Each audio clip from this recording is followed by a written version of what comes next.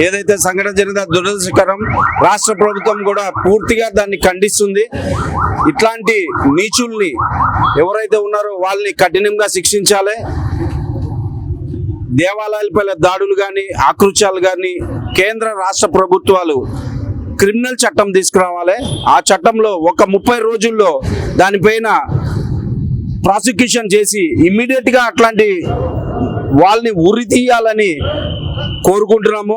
ఇట్లాంటి చర్యలు చేసే వాళ్ళకి సిగ్గు, శరం, చీము, నెత్తురు అన్నీ ఉండాలి. దేవాలయాలపై దాడులు అకృత్యాల్ని తీవ్రంగా ఖండిస్తున్నాం. ఇట్లాంటి మనం డెమోక్రటిక్ కంట్రీలో ఉన్నాం. అదే వేరే దేశాలు అయితే ఈ పాటికి చంపేస్తుండే కొడుకుల్ని. కాబట్టి డెమోక్రటిక్ కంట్రీలో చట్టాలు రాష్ట్ర కేంద్ర ప్రభుత్వాలు సహకారం చేసుకొని ఒక తాటిపైకి వచ్చి క్రిమినల్ చర్యలు తీసుకోవాలని మనస్ఫూర్తిగా కోరుకుంటున్నాం. దీనికోసం ఒక స్పెషల్ బెంచ్ ఏర్పాటు చేయాలి. అది 30 రోజుల్లో నిర్ణయం తీసుకొని ఇట్లాంటి అకృత్యాలు చేసే వాళ్ళని ఉరి తీయాలని కోరుకుంటున్నాం.